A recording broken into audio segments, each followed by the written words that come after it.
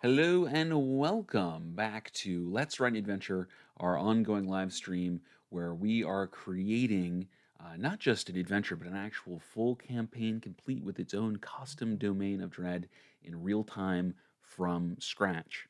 If you're joining us for the very first time, this is like I said, this is a campaign where we are creating the full campaign, including all of the little adventures that come together to create that campaign, uh, that all take place within our own unique domain of dread when we're building out in real time as we go. We've done a little bit of work on this already. This is what, part 24 of this series. Um, we're certainly not moving quickly through it. We're taking our time and really kind of examining each and every component of the process that goes into creating adventures, full campaigns, and the settings that they take place, i.e., the domain of dread. And so we have built out some of that domain of dread. We've gotten our idea for where it takes place in and around an enormous inland sea that is full of the wreckage of an old civilization. We have figured out how our players are getting here via a door that opens up to this domain of dread during the blood moon and the various motivations that we might use to draw characters into it. We have come up with where the characters initially enter. Darkport, our little gang-run town, shanty town on the edge of this inland sea.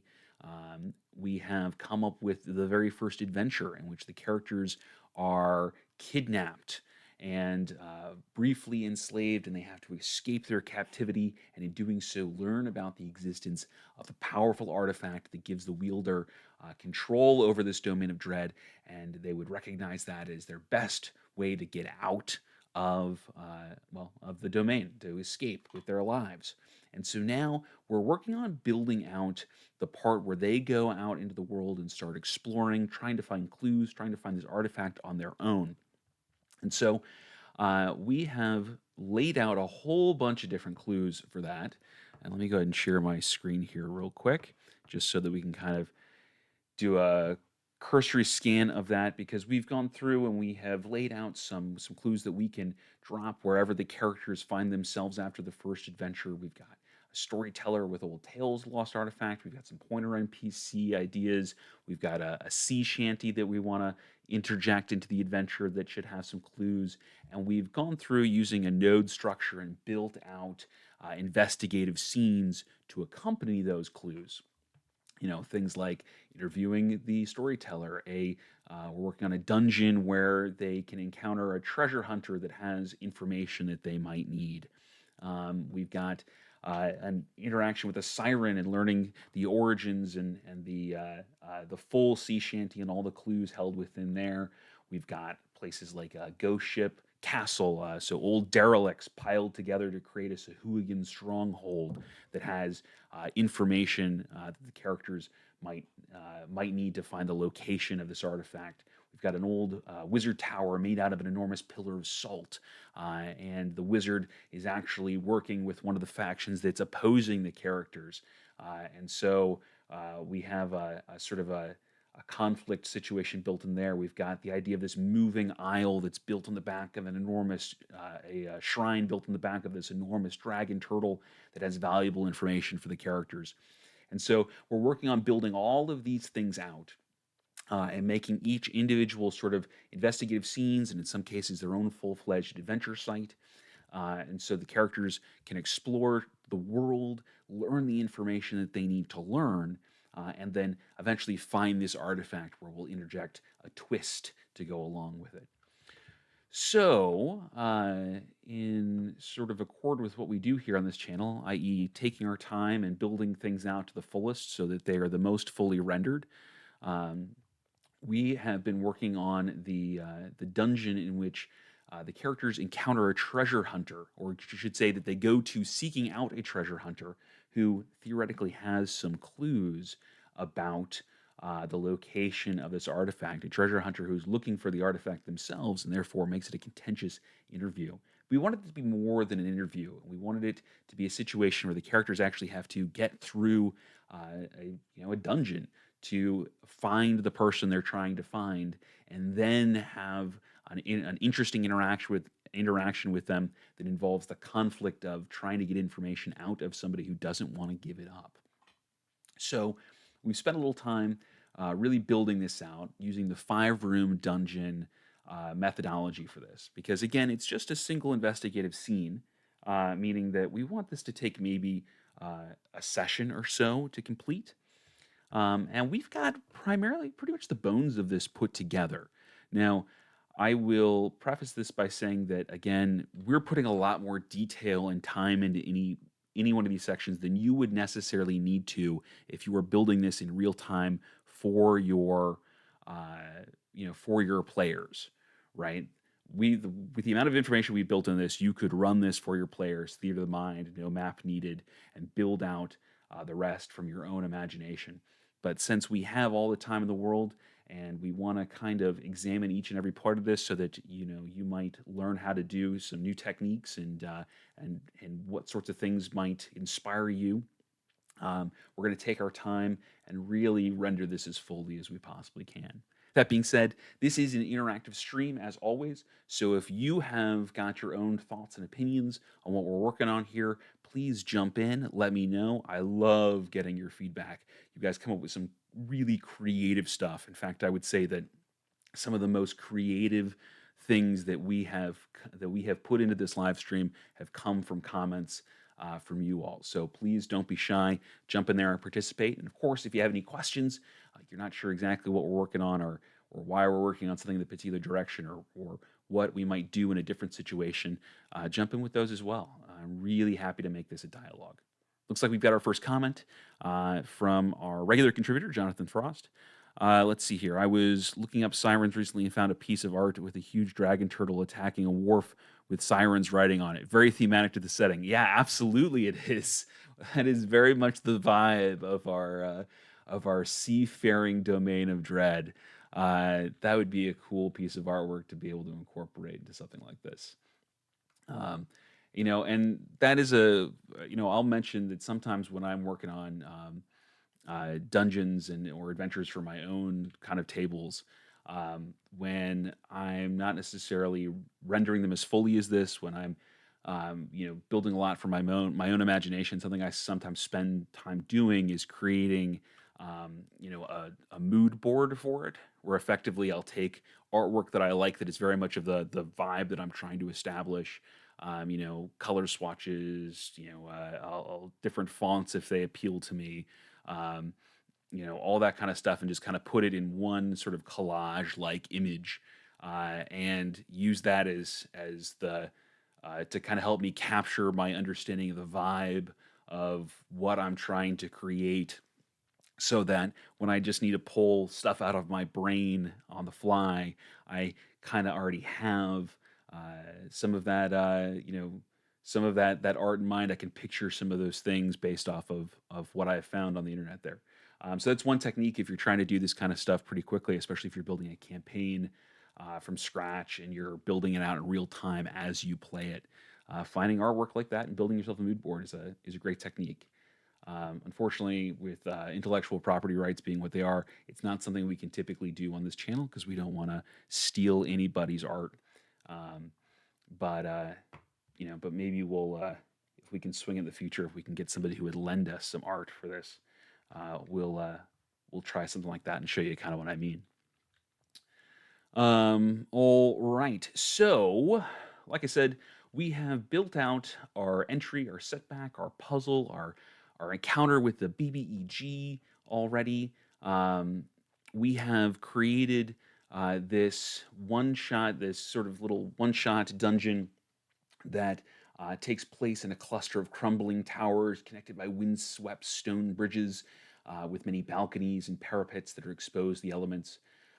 The atmosphere being preternaturally stormy, with roiling skies, and arcs of purple lightning jumping between clouds. Frequent rain, as if the heavens themselves are trying to wash clean the taint of this place. And so we are combining together elemental villains and undead, to give us a little more interest here. And so we have an entry encounter where the characters come up against mischievous ice methods and then what we're calling storm methods. And they're effectively steam methods, but we change the damage type from fire to lightning. Same with the immunity. Um, so we have a mischievous encounter there. We have our setback, which is a little more difficult. Windswept bridge between two broad balconies that connect two of the towers, guarded by a gargoyle and three of these skeletons that are animated by a bolt of lightning from the sky. Um, we have a puzzle that we built out from a graphic in the 2014 Player's Handbook. I think it's on page 303. It's a graphic of the planes and their relationship to each other, the planes of existence.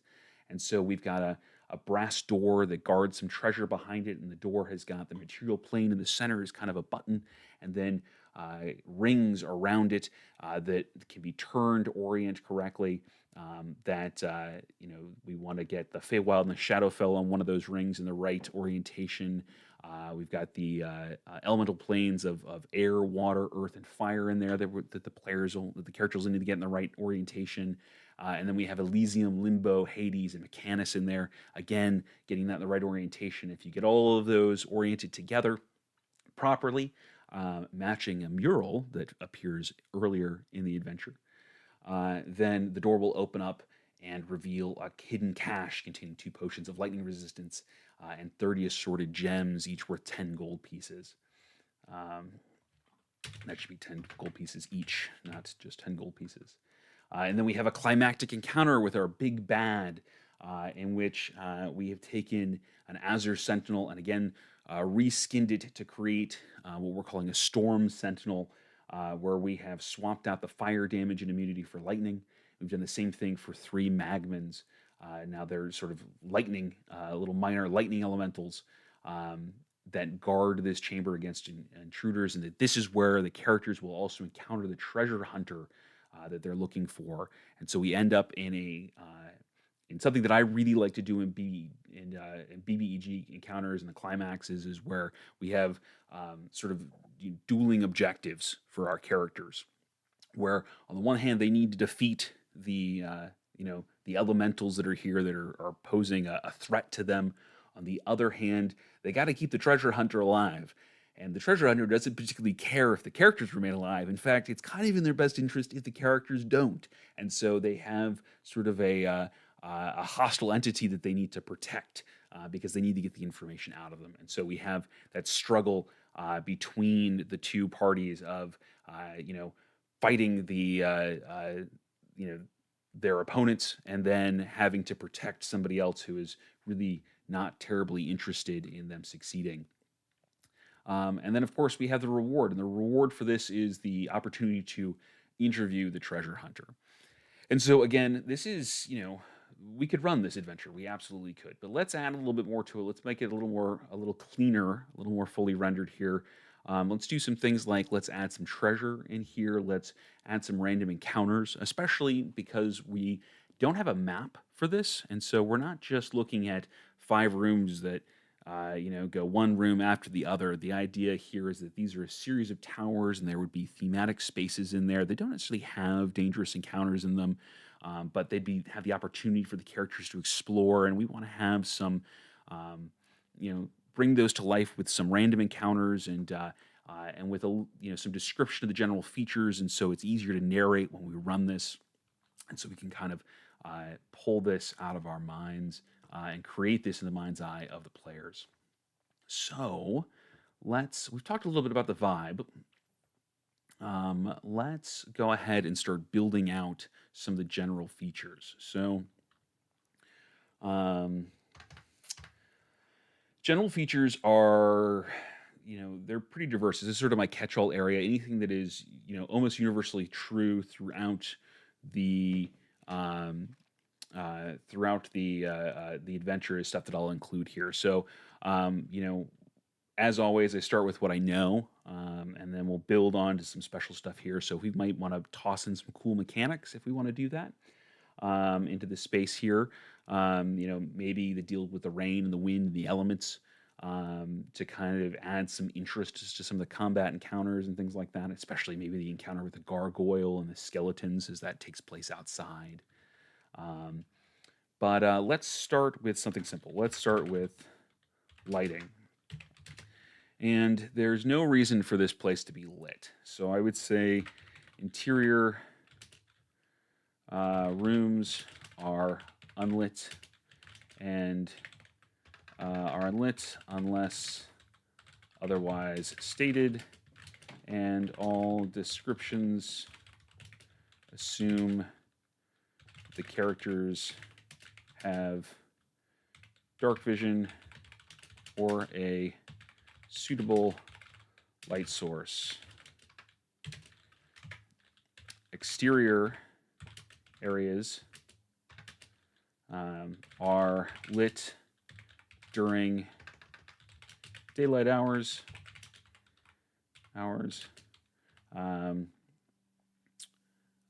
but heavily overcast. They are unlit at night and dusk. Cool. Simple. Let's see what else we want to do here. I really, I frequently put in things like descriptions of the doors and stuff like that as well, just to kind of give myself a little bit of information there. Um, and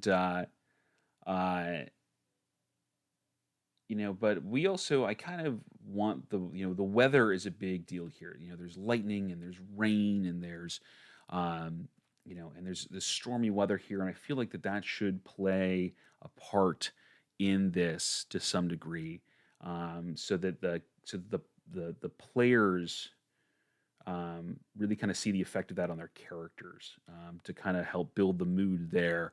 Not necessarily make anything more difficult per se, but certainly to really make it, so that the weather isn't just something that we kind of like describe once and then ignore from then on. And so here we have another comment. Jonathan Frost says, should the puzzle have lightning tied to it with the correct configurations achieved? Is that a good way to indicate success? Yeah, thematically and narratively, maybe the characters, they get the puzzle correct, and then they kind of try and chest the button, and everything, there's a crackle of energy and it all kind of lights up, and they can hear the door unclick and that sort of thing. That's certainly something we could do to narrate it. If we were doing box descriptions for this, I probably would put something like that in there, and maybe we will. Maybe we'll add some box text to this, since we're taking our time and building it out as fully as possible. Box text is something that when I'm writing for myself, I don't always put in. When I'm writing for other people, I almost always put in. I find it just makes it easier for people to just kind of pick this up and run with it. Okay, so let's build something out for the weather. Let's see. There should be, thinking it's windy. Like we said, it's windswept. And it's, it's rainy, it's wet, it's probably slick. So maybe we can say exterior areas are wind swept and slick with rain. Consequently,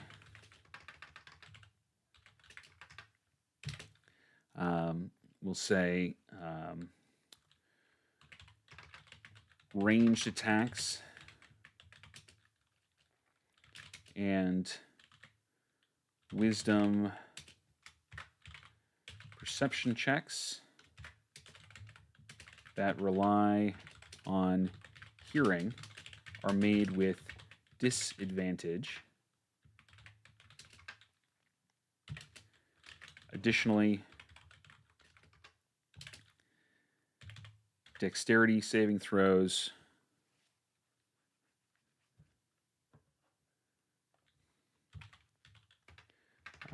let's see here. Dexterity saving throws are made with disadvantage. Are made with disadvantage while in the rain. So we might do something like that just to kind of give give a little bit of tangible value to the weather there to really kind of make the characters feel it.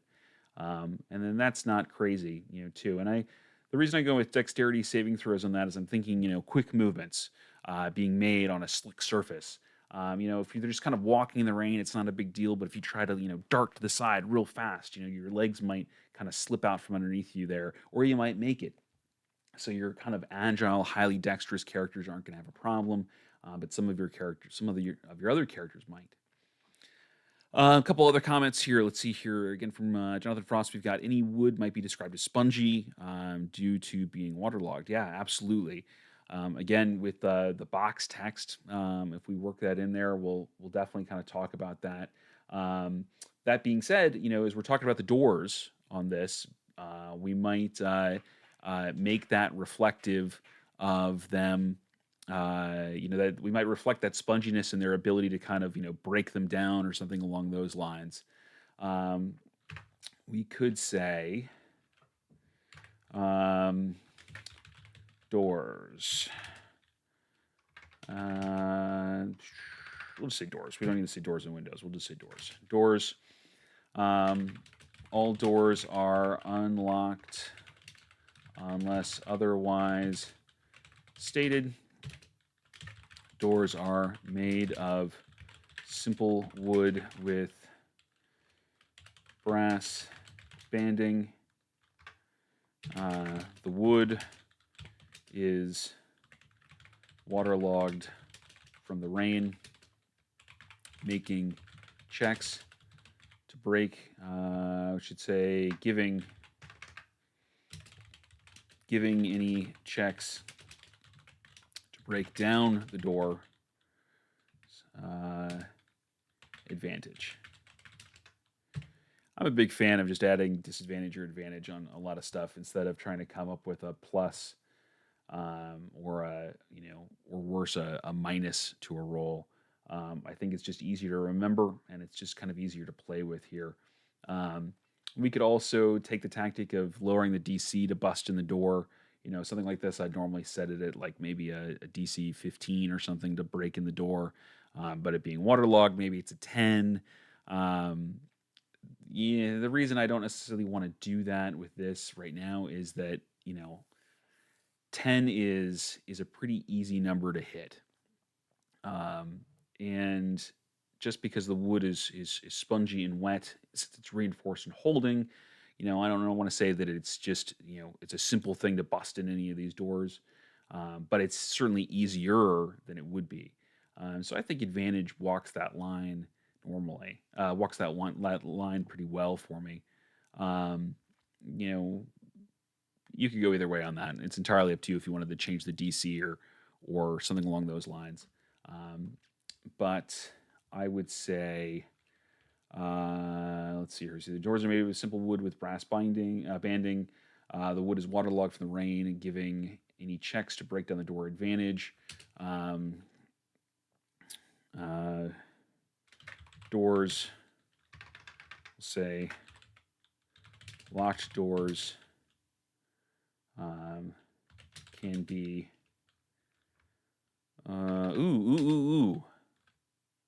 if it's waterlogged, the wood's going to be swollen. The door should be stuck. We can say wet doors. Let's say the wood of exterior doors is waterlogged, because other doors might be wet, but I don't think they're going to be waterlogged if they're on the inside. A lot of stuff here. So anything exposed to the elements, any doors on the outside. So i.e. doors in between the various chambers that we've created here with our 5-room dungeon are going to be waterlogged. And we can say wet doors are swollen in their frames. They require a DC 10 strength, athletics check to open. And again, 10, low number, doing that intentionally here. We don't want it to be an ordeal every time they go to open a door. But, reminding them that, that opening a door does take a die roll. And while it's not very high, it becomes important, I think, in combat situations where, they may need to open or close a door in a hurry if they're trying to, for example, escape an encounter that's kind of turning against them or something along those lines. And so just adding that little bit of a check in there adds just a touch of variability and adds just a little bit of tension to the table, making those situations just a little bit more enjoyable, I think. So they require a DC 10 strength athletic check to open. Locked doors can be broken open with a strength athletics check DC. Let's keep the continuity here. Let's say with a DC 15 strength athletics check. Keep continuity in our notation here. Okay, excellent. So we've got some general features there. Let's see what else we might want to have. Let's see.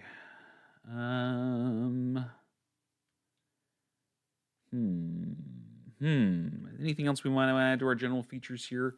Nothing's kind of jumping out at me. If this was, say underground, I might do something about the atmosphere that's in there. What the air quality like. If we were doing something that was especially misty, I might talk about that here. But this is kind of high up. I think it would be above a lot of the mist and fog that kind of rolls through places like Darkport. And we kind of already touched on the weather and the rain. What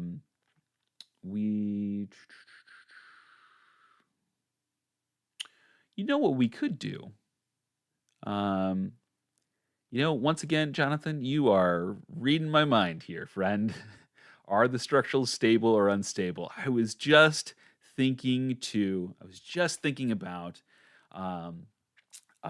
Ghosts of Saltmarsh, and I don't want to give any spoilers to anybody if you haven't played it, but one of the adventures in there takes place in a supposedly haunted house, and there are areas in this moldering building where the floor is not exactly stable, and there's the opportunity for characters to step on the wrong floorboards and kind of fall through. Now, I'm not a huge fan mechanically of defining where those areas of weakness are on maps, simply because I think that it makes it too easy for the characters to go, well, I follow this trail and I nimbly avoid all hazards, all potential hazards, by following this obviously graphic path on the map. Instead, what I like to do is create a level of variability and say that certain floors are kind of weakening and unstable, and characters that move through those spaces have to do a die check or something along those lines. And on a certain result, they bust through a board. I'm a big fan of doing that I do that a lot on rickety rope bridges and things like that when the characters are passing over areas like that. But I think it could be cool here with some of the flooring on the interior, add a hazard inside some of these rooms here. So let's say floors. And this also kind of fills the need for traps on this. I had I don't work on this when we're not live streaming because I want all of you to kind of see all the details on this kind of stuff, and I really don't want to end up in a situation where you show up and I go, and then some magic happened, and you don't get to see the bits and pieces that we worked on. But I did have a moment the other night where I kind of sat up in bed and was like, we need traps in this adventure. We don't have any traps. It needs something. And I think some rickety floors will do that. So let's see here. Um, the floors. Let's see the floor boards of this rotting structure are unstable in places.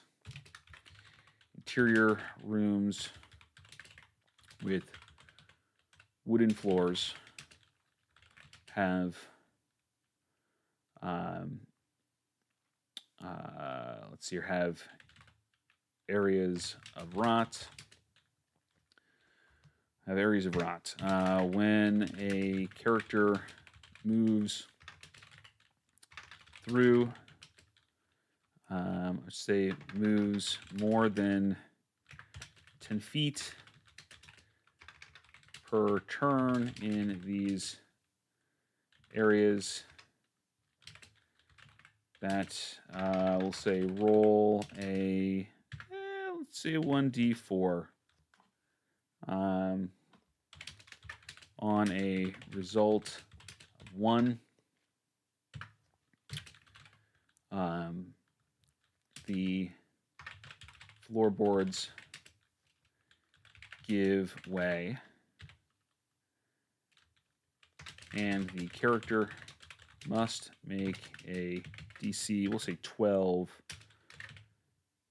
dexterity saving throw, or fall to the level, let's say fall 10 feet to the level below.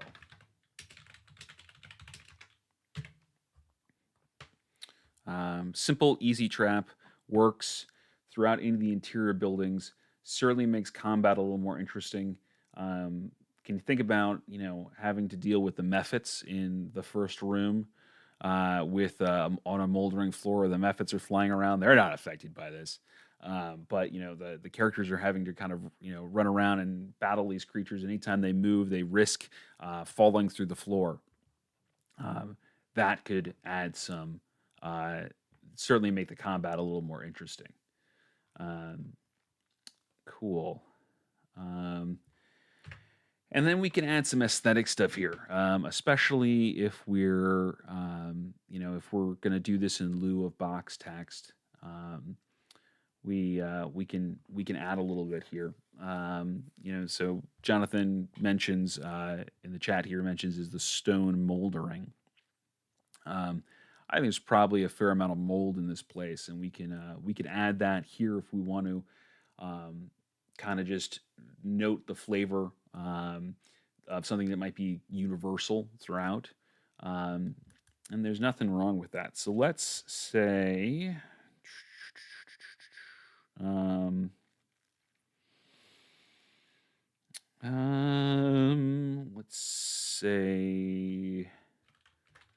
let's just say that it's moldering.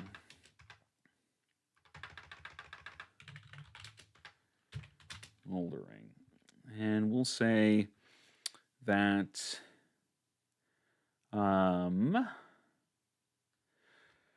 we'll say mold and other fungi grow rampantly throughout the ruined towers. Mold spots the wood and stone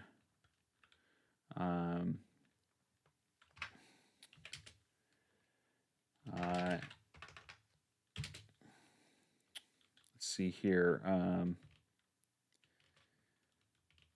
Let's say consequently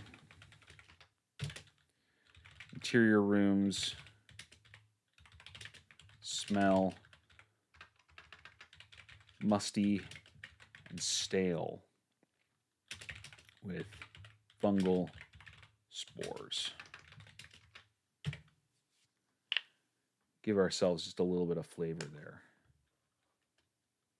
That's interior rooms, not interiors rooms. Excellent. Cool. So that's plenty of general features for us here. I think it gives us kind of a good idea. Ooh, nope. We need one more thing. We need to find how tall the towers are because we have things like battles over a stone bridge. We need to know how far the characters fall if they do. So, how high should our towers be? If we've defined in this that the floors are interior wise, or 10 feet between floors, um, then we just need to determine how many stories each of these towers are. Um, 5 kind of sticks in my head, for a 50-foot towers. I think works well. And that seems tall enough for me. But we could always go higher. We could say 80 foot. 100 feet seems a little too much, personally, I think. Just for second level characters, and we don't want to toss anybody really over the side of the bridge and kill them outright if we can avoid it. Um, I don't know, 50 feet would probably do that, but still, uh, yeah, 50 feet. Unless you guys think we should go a different height, I'm going to say 50 feet for the towers. Um,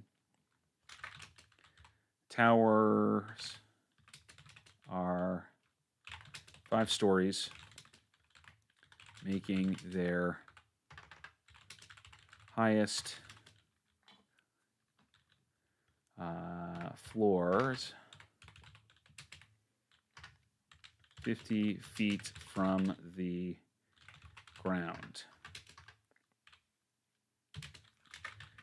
Characters who fall from exposed bridges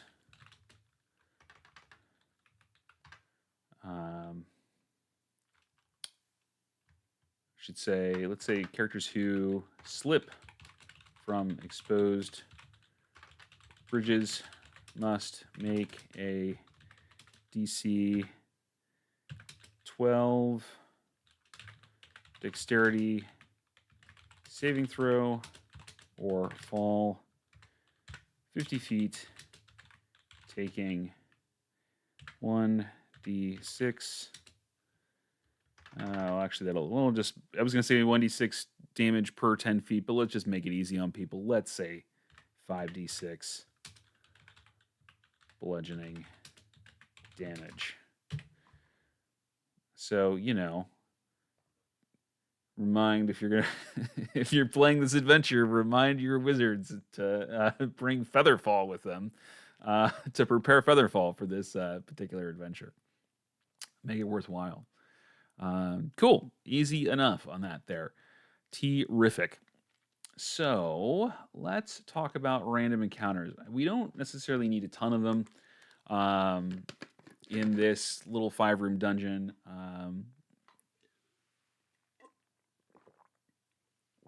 Let's see here. Jonathan says, or a parachute. Yeah, bring a parachute or feather wall.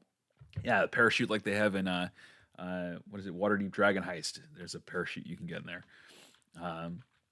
That'd be funny. So yeah, bring the artificer. Yeah, so random encounters. We don't need a ton of them. 4 seems small to me. Maybe we do 6. You can get away with 4. There's no hard and fast rule on how many random encounters you need to have on something. I just kind of go with whatever I feel like at the moment there, what just organically feels like it's too much or too little.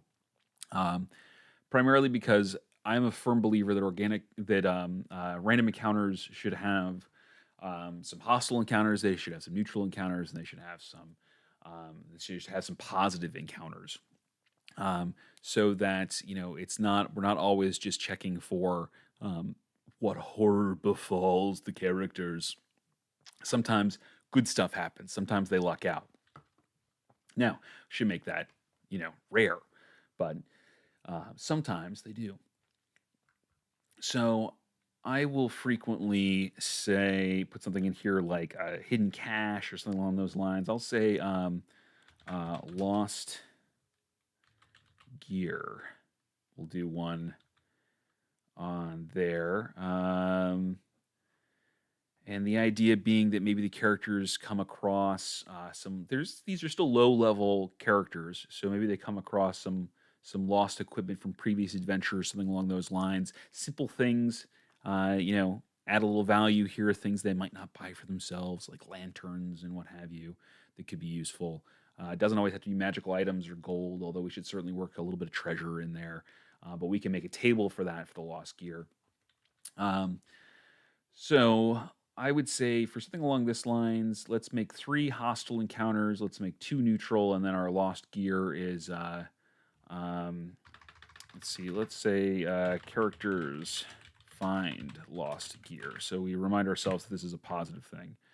And let's say I had an idea for a shadow that stalks the characters throughout.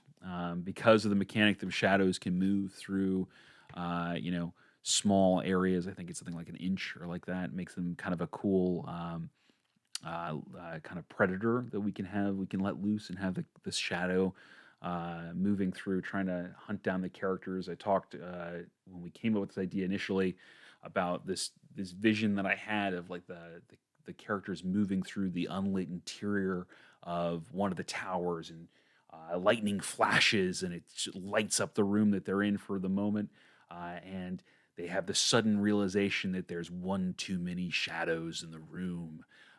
5 characters and 6 shadows, or something like that. 4 characters and 5 shadows, something like that. And then combat breaks out as the shadow attacks, something along those lines. Not terribly difficult, but just enough to kind of add a little bit of a creep factor to this. But we could say a shadow stalks the characters through their exploration, or just say stalks the characters is what we'll say in the tab here, and then we'll do a little detailing down below on exactly how this all plays out. All right, so let's see here. What else kind of hostile stuff do we want? Let's go back to our bank of creatures. Something I do when I'm sitting down to make an adventure is kind of come up with a short list of creatures that I might want to use, along with their challenge ratings and XP values, make it really easy to kind of mix and match, but kind of come up with stuff that's thematic to the adventure. We've done a lot with elementals so far. We haven't done a ton with undead, and we wanted to kind of mix and match the two here together. To give this place kind of the feel that we were looking for. So let's toss some more undead into the random encounters here. I had said initially that I wasn't sure that I liked how zombies felt for this, but maybe they fit well into the random encounters. I didn't like them as part of some of the fixed encounters. But we've used skeletons. We just use a shadow. Let's toss a zombie in there, some zombies in there, and yeah, let's just we'll give them a little elemental edge to them. Maybe they are dripping with water as well, just graphically, as though drowned men here up at the upper reaches of this storm, of these stormy towers. So let's say our XP budget for a low difficulty encounter is 400. Our XP budget for a medium difficulty encounter is going to be 600. I don't like to go higher than a medium encounter in a random encounter, just because you don't want to TPK your party on a random counter. Nobody's happy with that outcome. So let's say. Let's do some zombies here. Let's make it a light encounter. So we're looking at 50 XP for zombie, 400. So that's what, 8 zombies for a light encounter there. So let's say let's add some variability. Let's say 1d6 plus 2. Zombies, let's say waterlogged waterlogged zombies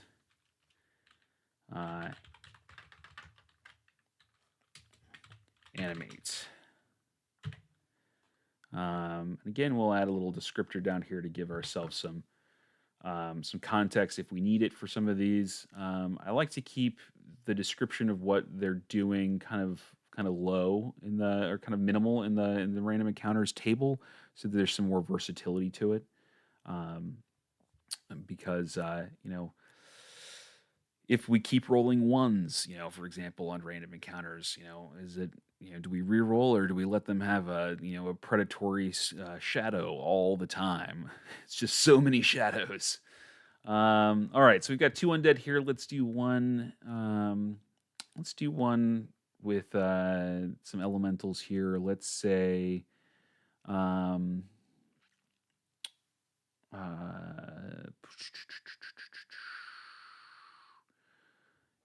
one gargoyle would make for 1 light encounter there. We could do 1d4 magmen, and we could reskin them. It might give a little bit of a,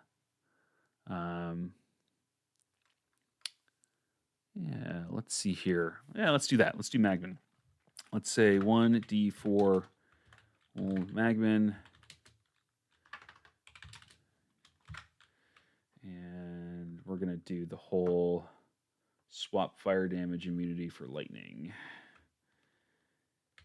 There, to keep them in line thematically.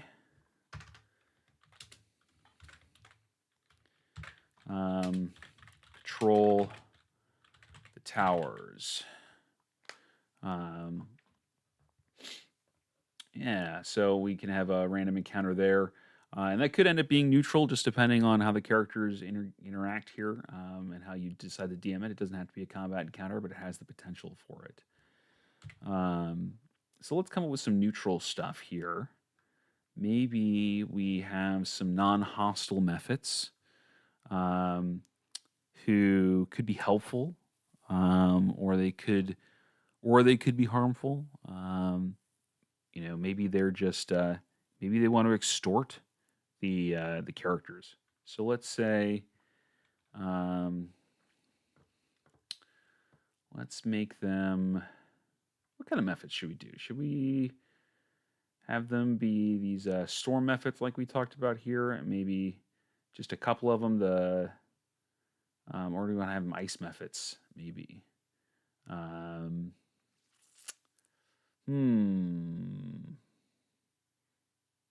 Let's do ice methods. Let's keep it easy on ourselves. Let's do it that. Let's say ice methods they're the top end, so they're 100. So we'll say 1d4. 1d4 ice methods attempt to extort the party, offering information. Maybe they offer false information in return for trinkets or gold. Let's make it a social encounter. Let's have the methods lie to the characters, and have the characters give them the opportunity to try to trade, meaningless things and claim that they're valuable with the methods. We can have the verbal equivalent of liar's dice going on here for this encounter, and making it kind of tricksy and fun. Let's see here.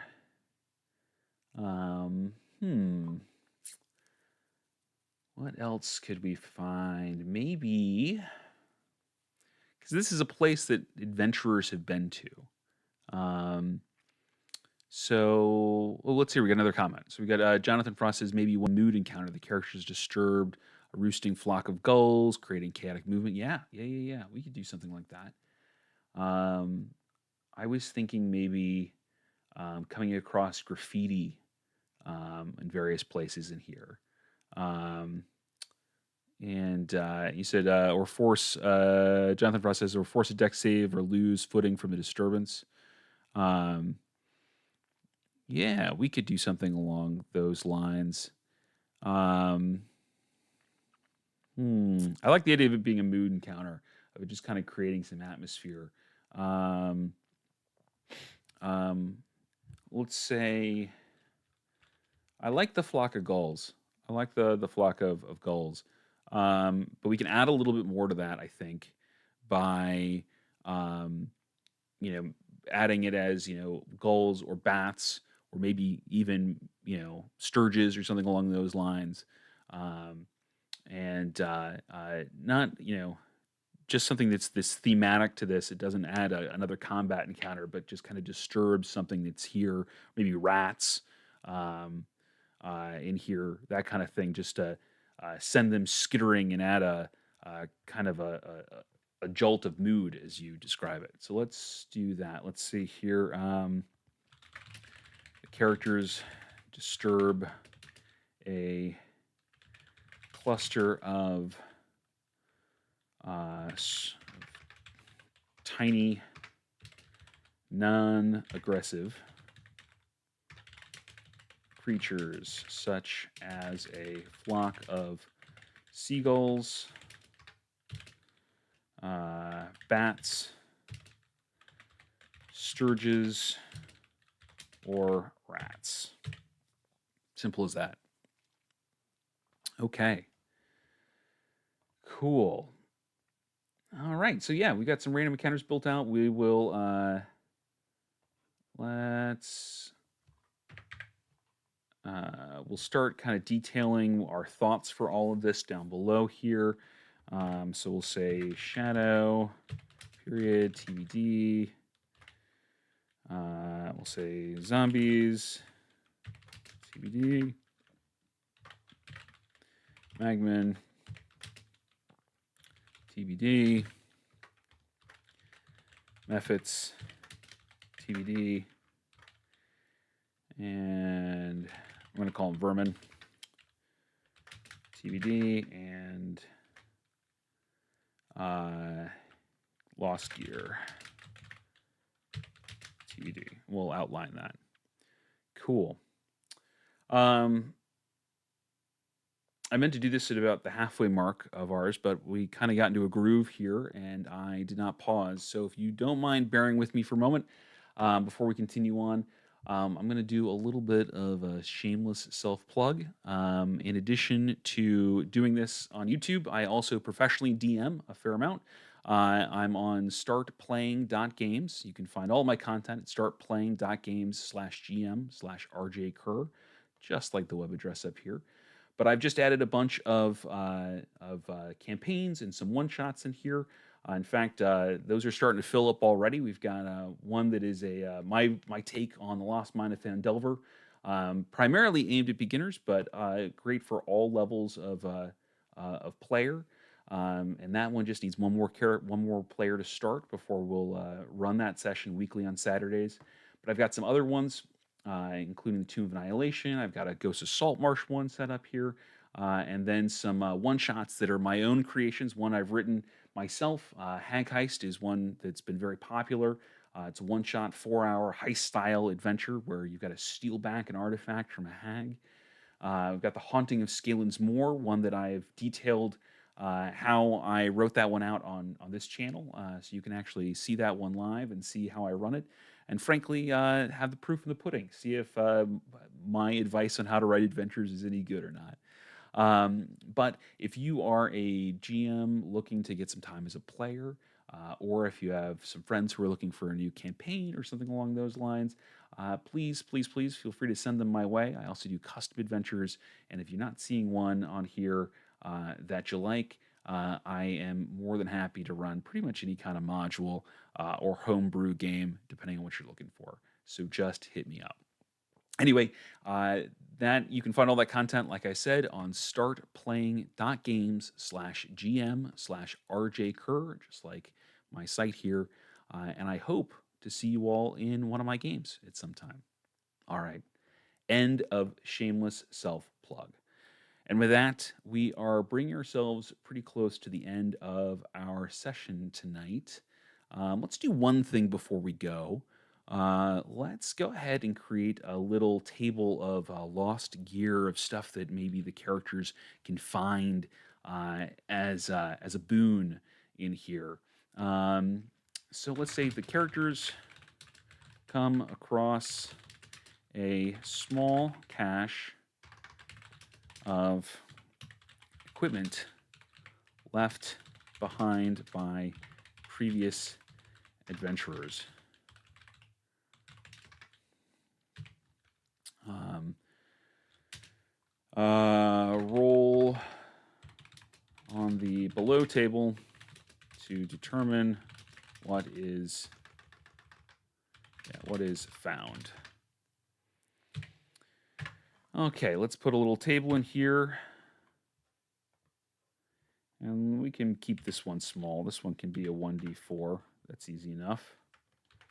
D4. Make that 3, 4. 1, 2, 3, and 4. And let's see. Oop, that's not what I want. I want that. And let's say treasure. What do they find? What do we think would be good for, be a cool thing for them to find? I'll frequently put things like healing potions, spell scrolls in here, but this is just, these are small little rewards that pop up randomly. We're not looking for, Holy Avengers or anything along those lines to toss in here. Just little fun. I think of them almost as like stocking stuffers kind of stuff that we can randomly give our players and let them kind of stumble upon and find. So let's say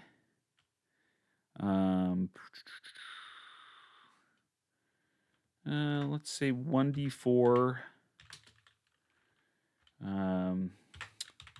potions of healing, and we'll say common. Yeah. Put those in there. You can find that. We can always give them coins. We can give them money. There's nothing wrong with that. Maybe we make this a 1d6 and we add a little bit of coinage in there. And we can say 1d10